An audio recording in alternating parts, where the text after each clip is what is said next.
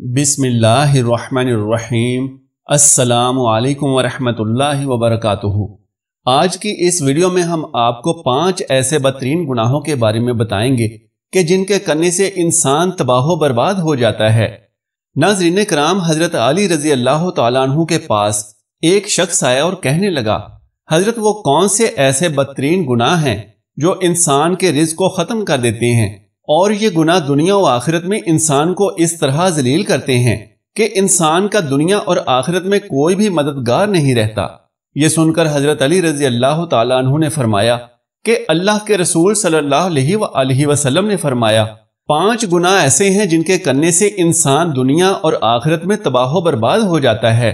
5 گناہ ایسے بدترین گناہ ہیں کہ جن کے کرنے سے انسان دنیا میں بھی ذلیل اور آخرت میں بھی ذلیل ہو جاتا ہے، دنیا میں بھی برباد اور آخرت میں بھی برباد ہو جاتا ہے۔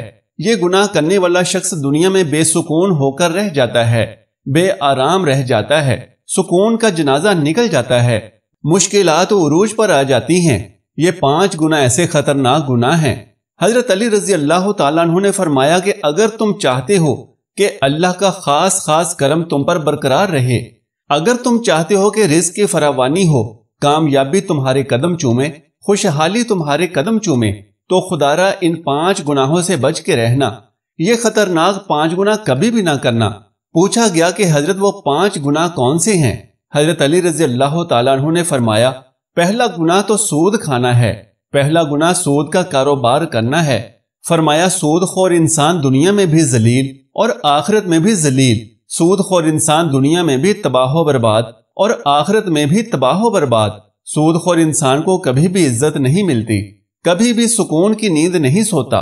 سود خور انسان جو دوسروں کو ٹینشن میں مبتلا رکھتا ہے، خود بھی ہر وقت ہر گھڑی ٹینشن میں رہتا ہے۔ طرح طرح کی پریشانیاں اسے گھیر لیتی ہیں، ہر طرح کی مصیبتیں اسے گھیر لیتی ہیں۔ فرمایا قیامت کے دن ایسے اٹھیں گے کہ ان کے چہرے مسخ کر دیے جائیں گے۔ ناظرین کرام، ایک سود خور انسان سیڑھی سے نیچے گرا، منہ کے بل زمین پر گرا اور وہیں مر گیا۔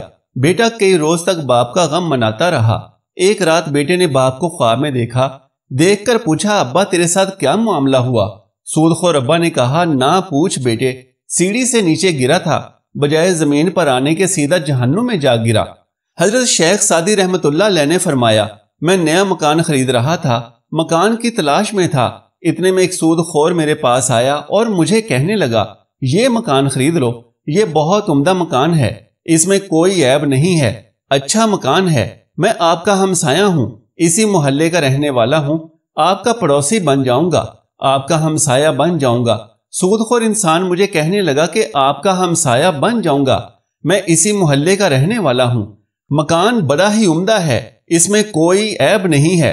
حضرت شیخ سعدی رحمت اللہ علیہ فرماتے ہیں کہ او نادان، تو کہتا ہے کہ اس میں کوئی عیب نہیں ہے، مجھے تو سارے کے سارے عیب اسی میں نظر آتے ہیں۔ اس نے کہا، حضرت وہ کیسے؟ آپ نے فرمایا کہ اس سے بڑا عیب اور کیا ہوگا کہ تو میرا پڑوسی ہوگا، اس سے بڑا اور عیب کیا ہوگا کہ ایک سود خور میرا پڑوسی ہوگا، اور جہاں تجھ جیسا پڑوسی ہو وہ مکان تو مفت میں بھی ملے، پھر بھی مہنگا ہے۔ خدارا اگر دنیا میں اور آخرت میں عزت چاہتے ہو، اور دنیا اور آخرت میں مقام چاہتے ہو، اور اگر تم چاہتے ہو کہ خوشحالی تمہارے ساتھ رہے، رزق کی فراوانی ہو، اگر تم چاہتے ہو کہ کامیابی تمہارے قدم چومے، تو سود کبھی نہ کھانا، سود کا کاروبار کبھی نہ کرنا۔ پھر فرمایا دوسرا گناہ، کسی نیک عورت پر تہمت لگانا، کسی نیک اور پرہیزگار عورت پر تہمت لگانا۔ کسی عورت پر تہمت نہ لگایا کرو، کسی کی بیٹی پر تہمت نہ لگایا کرو، اس سے پہلے کہ تیری بیٹی کے اوپر تہمت لگا دی جائے۔ میرا اللہ فرماتا ہے کہ جو شخص کسی نیک عورت پر تہمت لگاتا ہے، حالانکہ وہ اچھی ہے، نیک ہے، نماز پڑھتی ہے، روزے رکھتی ہے، جو شخص کسی اچھی عورت پر تہمت لگاتا ہے وہ دنیا اور آخرت میں ذلیل و خوار ہو جاتا ہے۔ اگر تم کسی کی بیٹی سے نکاح نہیں کر سکتے تو نہ کرو، کوئی بات نہیں، خدارا کسی کی بیٹی کے اوپر تہمت نہ لگانا۔ ہائے وہ بڑھا باپ جو دن رات اپنی کمر پر بوریاں لاد کر دن رات محنت مزدوری کرتا ہے، نہ دھوپ دیکھی اور نہ چھاؤں دیکھی، دن رات محنت کر کے اس نے اپنی بیٹی کو جوان کیا، اس کو پڑھایا لکھایا۔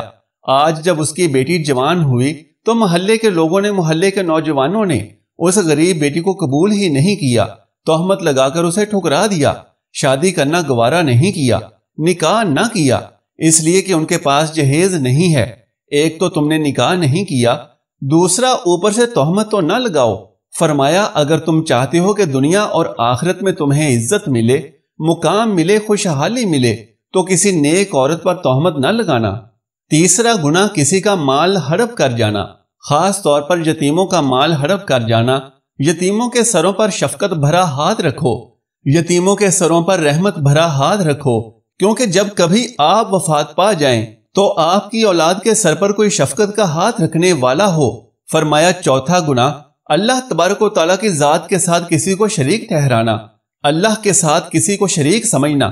یہ ایک ایسا گناہ ہے، شرک اتنا بڑا گناہ ہے کہ اللہ تبارک و تعالیٰ چاہے تو ہر گناہ معاف کر دے، چھوٹے بڑے گناہ سب معاف کر دے، مگر یہ شرک والا گناہ اتنا بڑا گناہ ہے کہ اللہ ایسے شخص کو کبھی بھی معاف نہیں کرے گا۔ حضرت علی رضی اللہ تعالیٰ عنہ نے فرمایا، پانچواں اور خطرناک گناہ، اہم گناہ، پانچواں گناہ کسی کے اوپر جادو کرنا۔ جادوگر شخص کے گھر کا کھانا پینا حرام، اس کے گھر کا دودھ حرام، اس کے گھر کا نمک حرام، اس کے گھر کی ہر ایک چیز حرام۔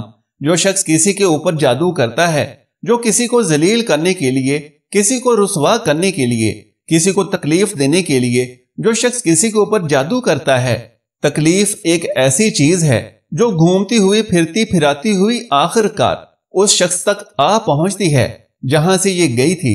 جادوگر انسان یوں سمجھے کہ وہ دائرہ اسلام سے خارج ہے، یعنی دائرہ اسلام سے نکل گیا ہے۔